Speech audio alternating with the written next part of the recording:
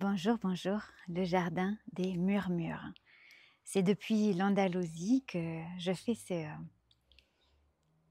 cette vidéo qui me tient beaucoup à cœur parce qu'on parle d'un sujet qui est très cher à mon cœur et que vous êtes nombreux et nombreuses à connaître, hein, la différence entre la valeur et le prix. Et je donne très souvent le même exemple et aujourd'hui j'ai envie de le compléter par un autre, hein, de la vie de tous les jours. L'exemple que je donne est celui de Gad Elmaleh, qui est donc un humoriste français et qui fait une collection qui est plutôt très connue de montres de luxe. Gad Elmaleh, il a souvent parlé de cette collection qu'il réserve dans une vitrine particulière, sécurisée, gna gna gna gna, à domicile. Et en fait, il y a quelques années, pour son anniversaire, son fils a récolté toutes les petites pièces qu'il avait à cette époque-là. Et lors d'une fête foraine, il a acheté dans une machine où on peut retirer là, des objets, il a acheté pour son père une montre en plastique alors que son fils était petit. Et donc, il l'a offert à son père. Et Gad Elmaleh avait été touché par cette attention vraiment super trop mignonne. Et donc, il avait pris la montre et il l'avait mis dans sa collection de montres, dans sa vitrine sécurisée. Et un jour, bien évidemment, ce qui devait arriver arriva. Gad Elmaleh s'est fait cambrioler, particulièrement pour voler cette collection de montres. Toutes les montres ont été volées, sauf celle offerte par son fils. Et donc, il raconte toujours cet épisode en disant, en fait, ils n'ont pas volé ce qui avait le plus de valeur à mes yeux. Et donc ça, c'est hyper important parce qu'évidemment, cet exemple, il montre que le prix de toutes les montres volées était extrêmement élevé, mais la valeur des objets n'était pas le même, alors que ça n'a rien à voir avec le prix. Et pour illustrer toujours la différence entre la valeur et le prix, voilà pourquoi je donne toujours cet exemple qui me semble hyper précieux. Et donc, je vais aller plus loin aujourd'hui parce que vous êtes nombreux et nombreuses à connaître déjà cet exemple pour pouvoir revenir sur ce sujet. Donc là, je suis en Andalousie, donc vous voyez, hein, il y a un village blanc et puis après, il n'y a plus rien, c'est complètement désertique. Je vais essayer de vous montrer. Voilà, il y a rien, hein. Voilà. Et aujourd'hui, c'est une grande fête parce que ce matin, il a plu. Alors, on a fait un repas spécial, etc., parce qu'il n'avait pas plu depuis 18 mois. Donc, voilà, la valeur des choses, encore une fois. Et donc, dans cet endroit, je me balade et puis je vois ce qui s'appelle ici un cortijo. Cortijo, en espagnol, c'est l'équivalent pour nous d'un cabanon. Et donc, en me baladant, je trouve un cabanon avec une vue très ouverte sur l'extérieur, aucune habitation autour. Et, et des oliviers plantés, et puis on voit que ça a été entretenu, on voit que c'est un lieu qui a été pensé, c'est pas juste un cabanon mis au milieu de la nature, c'est vraiment, ça a été aménagé pour que ce soit agréable. Donc il y a un cabanon qui est fermé, donc je peux pas rentrer dedans, mais on voit vraiment une terrasse, on voit de la récupération d'eau qui tombe dans des jarres qui sont faites en terre cuite. Enfin, il y a vraiment quelque chose qui se passe dans ce lieu-là. Et donc, je demande à mon père qui est le propriétaire, et donc je vais voir le propriétaire et je lui dis: «Est-ce que tu pourrais me faire visiter? J'aimerais bien savoir comment c'est à l'intérieur, parce que je me rends pas compte». Et mon père m'avait dit: «Mais tu sais, ce cabanon, ils veulent le vendre». J'ai dit: «Ah bon, mais ça se vend combien?» Et mon père me dit: «Bah écoute, il y a pas d'eau, il y a pas d'électricité, il faut y aller forcément en voiture, et une fois que tu es là-haut, tu es là-haut et il y a rien d'autre, hein. Donc je pense que ça pourrait se vendre entre 20 et 30 000 euros». Mais eux, ils voudraient le vendre 200 000 euros. Pourquoi? Mais parce qu'en fait, il y a dans la famille quelqu'un qui veut, qui cherche à faire de l'argent sans travailler, et donc il disait: «Ben oui, on va le vendre 200 000 euros». Et donc mon père, qui habite là, me dit: «Mais jamais ils ne le vendront à ce prix-là, c'est pas le prix du marché». OK. Et donc je vois cet homme, et donc il me raconte l'histoire du lieu, il me raconte qu'il est parti vivre au Mexique et qu'il a voulu rester au Mexique, et que pour des raisons, de papier, et cetera, il a pas pu y rester à cette époque-là, et que donc il est rentré en Espagne. Il était tellement triste, en fait, de pas pouvoir avoir vécu la vie qu'il voulait au Mexique, de pas pouvoir avoir eu la chance de rester avec des papiers conformes pour travailler, que quand il est rentré, il est allé dans ce cabanon qui appartenait à sa famille, et il a fait comme une sorte de thérapie par le travail, et il a charrié des pierres et des pierres et des pierres pour faire des espèces de terrasse pour planter des oliviers. Donc il y a planté des oliviers et il a fait ça tout seul et donc il me dit: «Mais en fait, pendant ce temps comme ça, j'avais pas besoin de penser et ça m'a beaucoup aidé pour traverser cette période». Et donc je lui dis: «Bah, en fait, vous avez fait une thérapie, enfin tu as fait une thérapie par le travail, quoi». Et alors il me dit: «Bah oui, en quelque sorte, je l'avais jamais imaginé comme ça, mais c'est exactement ce qui s'est passé». Et donc on discutait de ce sujet et puis il me dit: «Bah, tu sais, je sais pas trop bien quoi faire de ce cabanon, voilà, parce que on peut pas y vivre, tu vois, dedans. Il y a pas d'eau, il y a pas d'électricité. Alors pour, une fin de semaine, oui, j'hésite beaucoup aussi à le louer à des gens parce que, c'est les gens qui viendraient là, ce serait que des gens qui viendraient pour faire des beuveries, et du coup, pour abîmer tout le site, imagine, ils mettent une cigarette, il y a tout qui brûle autour parce que c'est vraiment entouré de pins. Bon, vous supposez bien de la discussion et donc il me dit: «Écoute, je vais te chercher les clés demain, donc aujourd'hui, je te ferai visiter l'intérieur». Donc aujourd'hui, j'enregistre cette vidéo, je n'ai pas visité l'intérieur.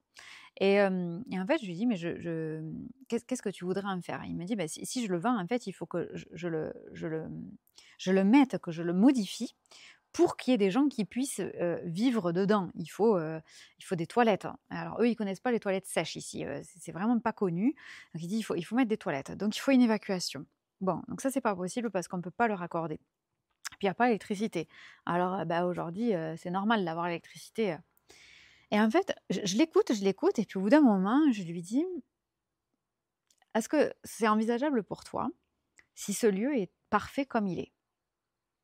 Est-ce que c'est envisageable pour toi d'imaginer qu'il y a quelqu'un qui voudrait ce lieu comme ça? Est-ce que c'est envisageable, pour toi d'imaginer que même ce lieu, ça pourrait être, un gros avantage? Qu'il n'y ait pas d'électricité, qu'il soit coupé de tout, qu'il y ait cette vue. Est-ce que ce serait envisageable pour toi qu'il y ait quelqu'un qui valorise le travail que tu as fait? Parce qu'on le sent quand on arrive sur place qu'il y a eu du travail de fond qui a été fait pour donner à ce lieu quelque chose. Il me dit: «Beh, j'ai du mal à trouver que c'est envisageable». Et donc, au fur et à mesure de la discussion, qu'est-ce qui se passe?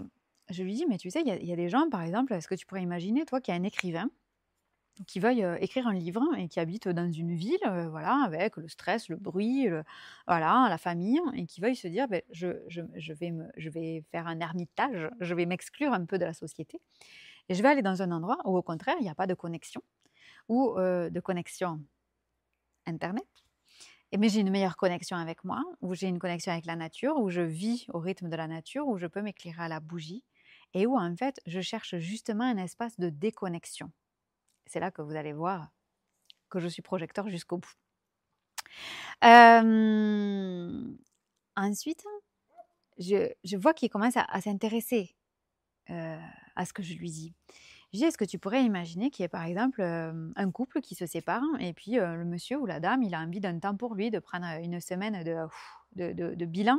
Est-ce que tu peux imaginer qu'il y a des entrepreneurs qui sont surmenés, ou des managers qui sont surmenés dans leur travail et qui voudraient au contraire aller dans un endroit où spécifiquement, il y a pas tout le confort de notre vie habituelle, de notre vie classique? Et hem et du coup, au fur et à mesure qu'on commence à avoir la discussion et pas la fioriture, il me dit: «Tu sais, ce que tu es en train de me dire, ça veut dire que tout le travail que j'ai fait, en fait, il serait bon pas que pour moi, mais ça voudrait dire qu'il pourrait être utile à quelqu'un d'autre. Est-ce que ça voudrait dire que, il y a quelqu'un qui puisse passer un instant dans cet endroit-là et 1 semaine, 2 semaines, 1 mois, 2 jours et se sentir mieux qu'avant? Est-ce que tu crois que ce lieu, il pourrait faire ça?» Je dis: «Je sais pas, tu crois quoi?» Donc on a une très belle discussion qui a pas été longue dans le temps, je sais pas, on a dû discuter 20 minutes, une demi heure de ce sujet et il me dit: «Mais, tu sais, moi je veux pas le vendre cet endroit. C'est juste que, bah, moi j'ai ma maison dans le village, j'ai ce cabanon qui est à l'extérieur du village et bah, voilà, à mon âge maintenant, il doit avoir 72, 13 ans et donc il me dit: «À mon âge maintenant, beh, j'apprécie aussi d'avoir le confort, tout ça, et puis ne serait-ce que pour aller aux toilettes, la nuit, bon, moi je faisais pipi dans la nature, tout ça donc j'ai plus confort de pouvoir aller aux toilettes chez moi, tout ça. Donc, je lui explique les toilettes sèches. Il trouve ça excellent. Et puis, il me dit, en fait, quand tu me dis ça, j'ai l'impression que j'ai entre les mains comme un petit bout de paradis. Et en fait, peu importe le prix que je le vendrai, c'est pas une question de prix, c'est la valeur. Puis là, il s'installe comme ça contre un mur et il me dit, tu sais pourquoi je l'ai gardé en fait, ce lieu, pourquoi je l'ai aménagé? Je lui dis, bah oui, pour ta thérapie. Il me dit, non, c'est parce qu'en fait, mon père a travaillé dans la mine. Il y a une mine juste derrière, pas une mine où on se fait sauter, une mine comme de, je sais pas comment dire, de plâtre. En français, on dit plâtre, une mine de plâtre. Et donc, à l'époque, il cassait à la main, quoi. Et donc, il me dit, c'est un site aussi où juste au-dessus, mon père a travaillé, je l'ai vu dédier sa vie, je l'ai vu rentrer rempli de plâtre.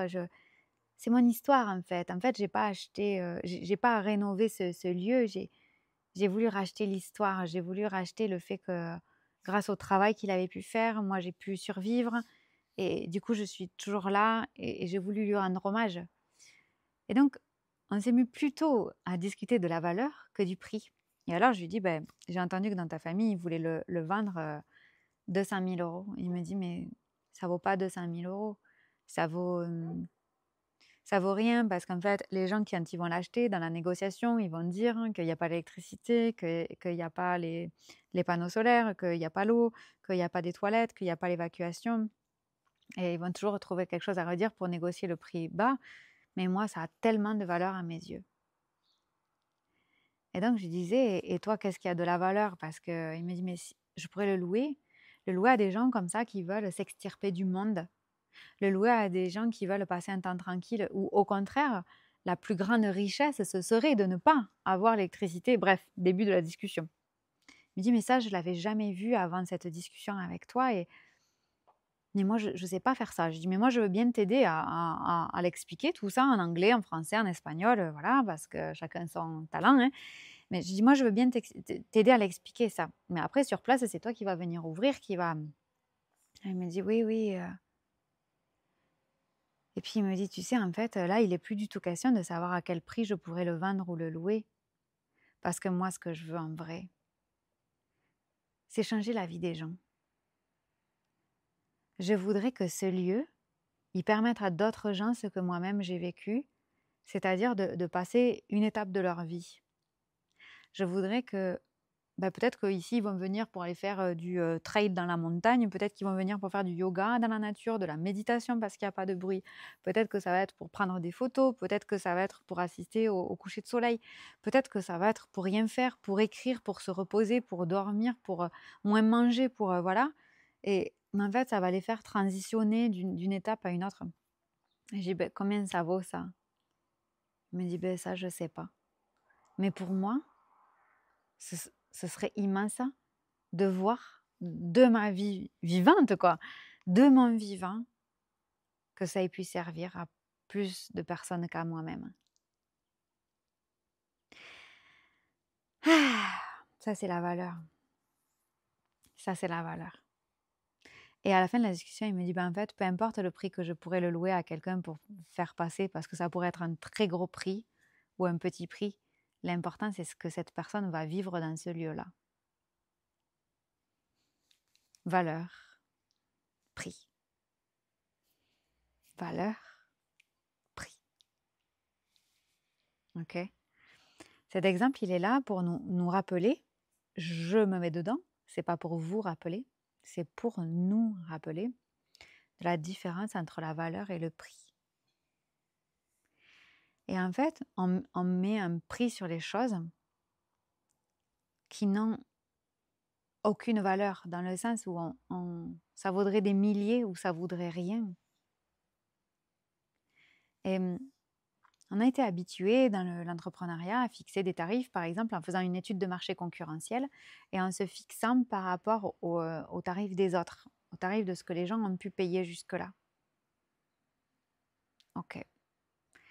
Et puis, j'ai apporté souvent, et si tu ne l'as pas regardé, regarde vraiment le partage que j'ai fait sur un business artistique au lieu d'être un business de la performance qui vraiment relate comment on fait pour faire ce switch vers un business artistique. Mais c'est vraiment le fait de se dire que l'art n'a de la valeur que par celui qui l'achète et par l'œil de celui qui le crée. Voilà. C'est ça l'art. Parce qu'en fait, il y a des tableaux oubliés dans des greniers qui sont ensuite vendus plusieurs millions d'euros. Valeur et prix. Valeur et prix. Et c'est pour nous rappeler que le prix qu'on pose pour nos produits, les prix qu'on pose pour nos services, ne sont que des prix.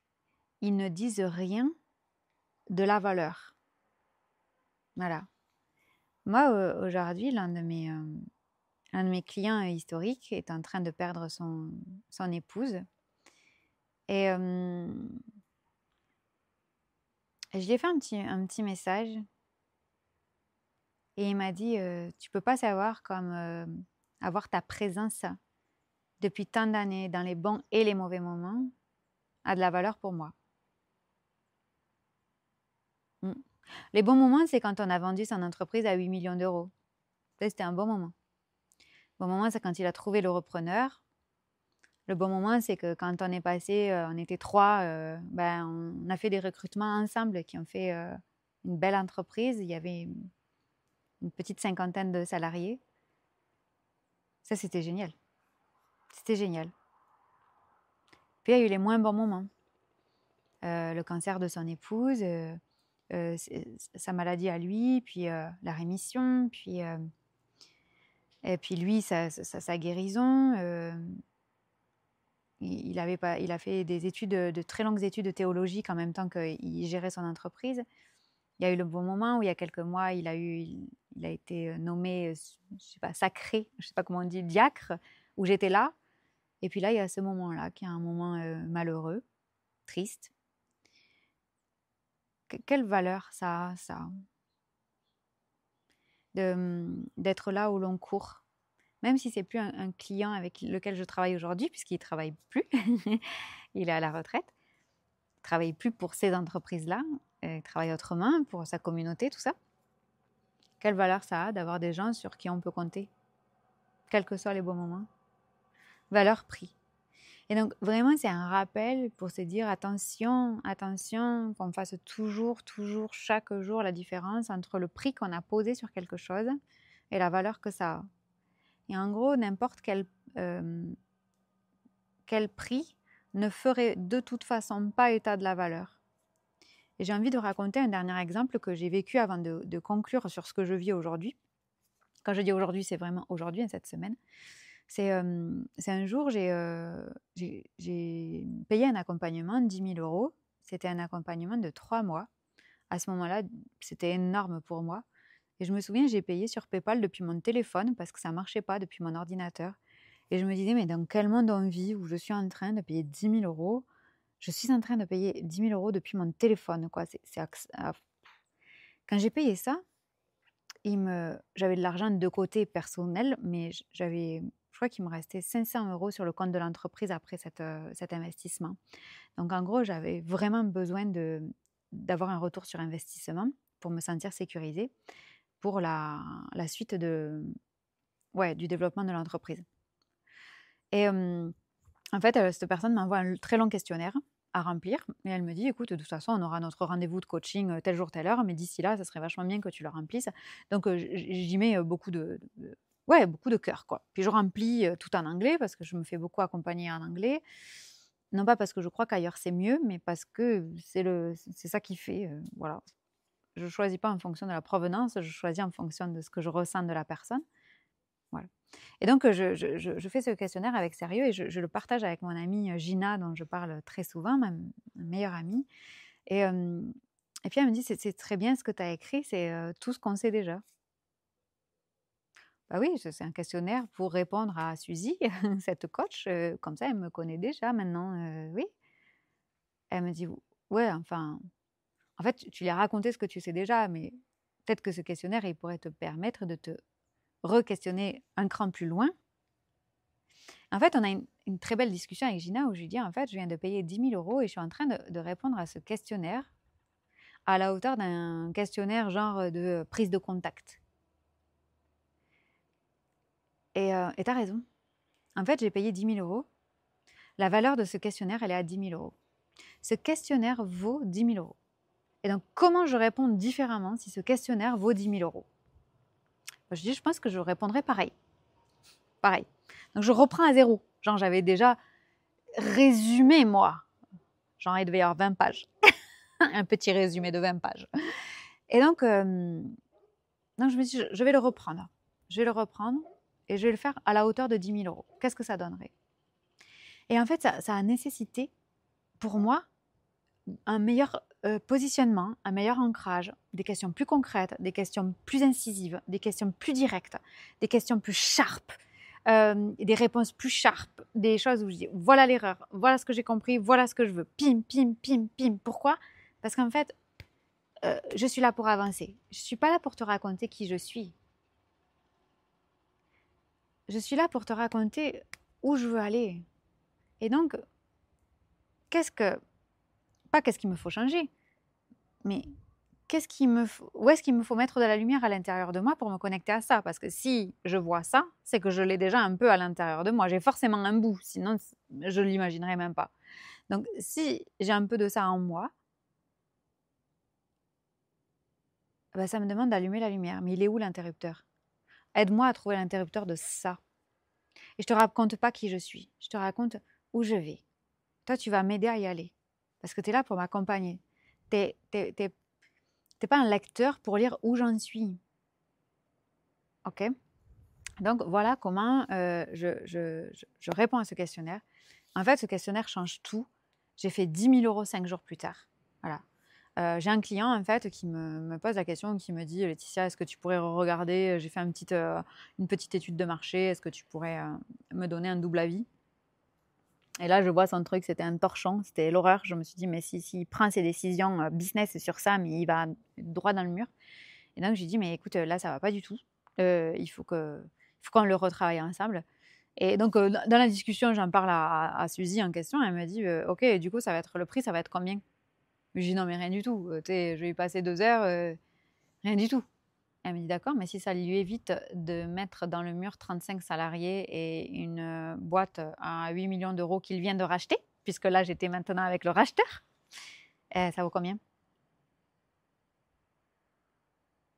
Je dis, ça vaut beaucoup d'argent, mais là, je me sens juste capable de demander 10 000 €. C'est le maximum, quoi. OK. Elle me dit, très bien. Et du coup, j'ai fait la proposition et le monsieur a dit oui. Et donc, j'ai fait 10 000 € là, en 5 jours. Par mail, il m'a dit, OK, très bien. Et je lui ai fait une super étude de marché. Je raconterai ça dans un autre partage, mais voilà. Valeur, prix, valeur, prix, valeur, prix.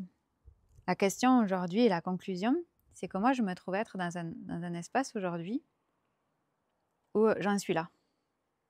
Je suis dans cette interrogation entre la valeur et le prix, c'est-à-dire que maintenant, c'est un chemin et que je continue à faire sur ma propre valeur. Voilà, que je travaille, que j'affine. Et le prix. Et donc, c'est pas que je suis en train de mieux voir ma valeur et du coup, j'augmente mon prix. C'est de me dire, quel est le prix aujourd'hui qui me semble confortable? Quel est le prix qui me semble en rapport avec la direction? Quel est le prix où je m'honore moi aussi? Quel est le prix?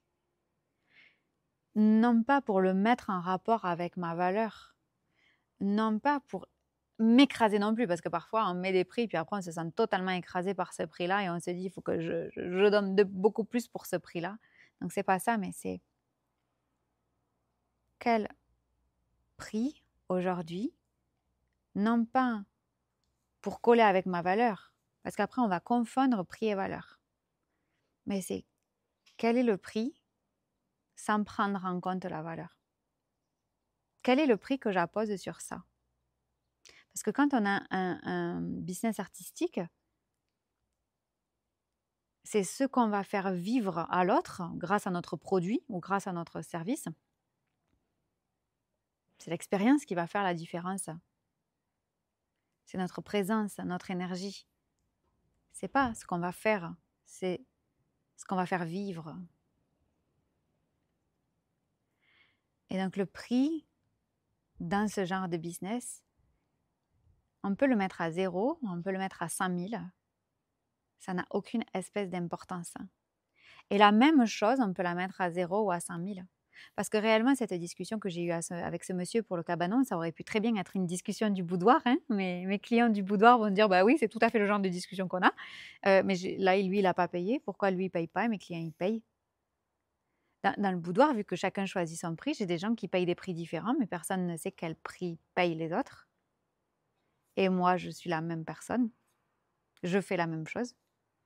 Je suis pareil, je donne pas plus parce que on a plus payé. Je fais pas une toile plus belle parce que l'autre a payé plus cher. Je mets pas plus de cœur parce que l'autre a payé plus ou moins. J'y mets autant parce que l'artiste et l'œuvre, ben, c'est toujours moi. Alors dites-moi, quand vous écoutez ce sujet, pour toutes celles et ceux qui sont dans mes espaces depuis longtemps, vous savez que c'est vraiment un sujet qui est important pour moi de vous transmettre, sur lequel s'interroger, sur lequel revenir. Donc je n'arrêterai pas de revenir sur ce sujet. Et pour ceux qui débarquent dans cet univers-là, quelles sont les prises de conscience à aujourd'hui?